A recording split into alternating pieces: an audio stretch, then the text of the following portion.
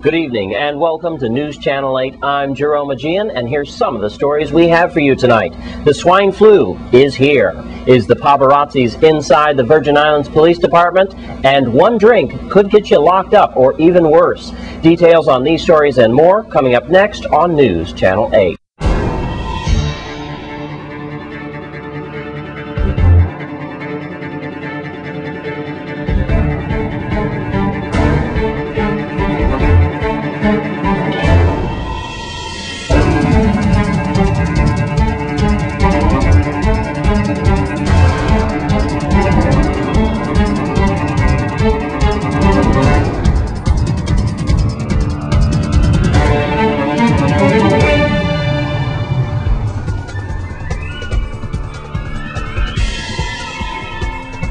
Our top story tonight, the swine flu, also known as H1N1 influenza, has made it to the Virgin Islands. Our first case appears on St. Thomas. News Channel 8's Lee Carl is there. Let's go there now. Acting Commissioner Designee Julia Sheen on the line with us right now. With, of course, the concern on telephone calls about the one person that was found with the swine flu here, and also the reports that there were other cases in other islands nearby. Ms. Sheen, I wonder if you could give us a general idea of what we're facing here. H1N1 novel influenza virus, commonly referred to as swine flu on Tuesday. The patient, as we announced in our statement, is an adult female who exhibited symptoms of ILI or influenza-like illness. She sought treatment at a private physician who in turn contacted us as part of the protocol that we have in place with healthcare providers territory-wide. As you know, the World Health Organization raised its pandemic level to 6 last week.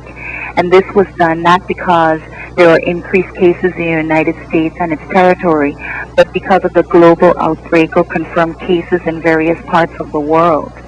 At this point, it means that the virus can find its way to the Virgin Islands via any entry point, and in order to limit its spread, we have been educating residents to practice simple common sense measures such as washing or sanitizing hands often, coughing or sneezing into your sleeves or elbow area and not into your hands.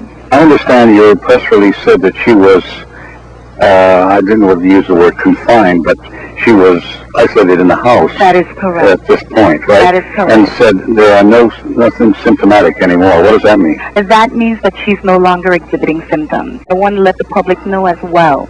The Department of Health has recently implemented, as of today, our Emergency Operations Center, where we have telephone numbers that people can call in if they're experiencing any of the signs, ILL signs that I mentioned earlier.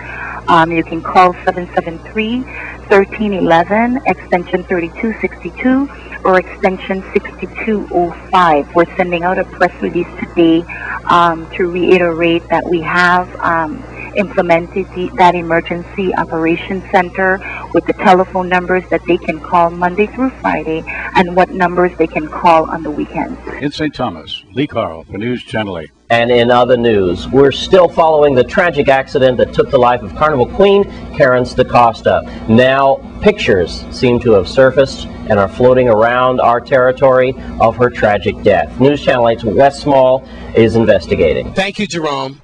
We were sent here to Rainbow Command to talk about drunk driving and buzz driving, but also in this press conference, information came out about the 2009 Carnival Queen, Miss Karen DaCosta. Now, you might remember that it was June 8th that Miss DaCosta lost her life in a tragic car accident with her and also a male passenger. Since then, rumors and speculation have taken over this tragic case, also about the fact that some illicit pictures were taken of Miss DaCosta, just like they did Princess Diana as she lost her life in that tunnel in England some years ago. How could someone be so cold-hearted and take death pictures of that beautiful young lady only to put it on the internet and to the cell phones?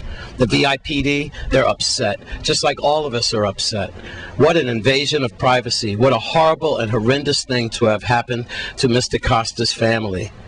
With that, let's go to the press conference. We would like to ask the public to cease passing around these emails Someone precious to us has lost her life. She doesn't have to be directly our child or so. She's one of us. She's from the Virgin Islands here. She was our Carnival Queen.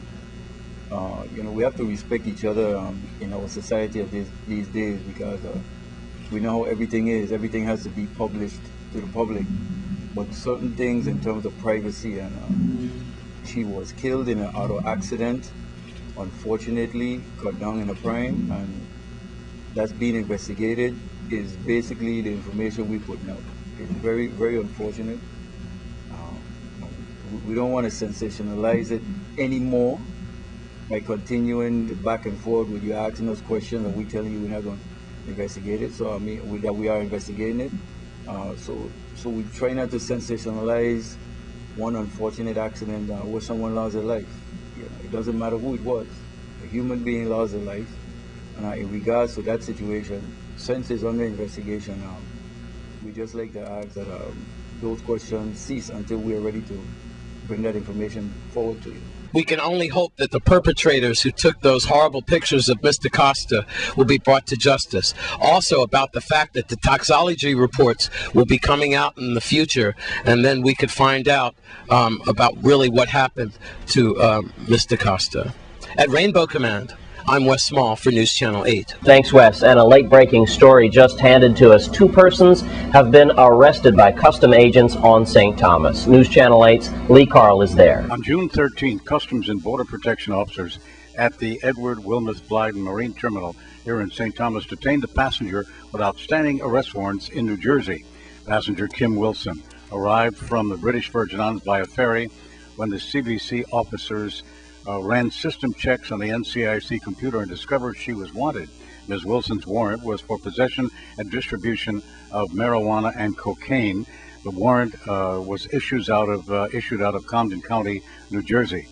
The CBP officers verified the arrest warrant was valid, coordinated with the local law enforcement authorities here in St. Thomas, and Ms. Wilson was taken into custody by officers of the Virgin Islands Police Department and will be processed for extradition back to New Jersey. And Director of Field Operations, Mr. Burgos, also told us of Customs and Border Protection agents at the Sierra King Airport detained a passenger with an outstanding arrest warrant from New Mexico.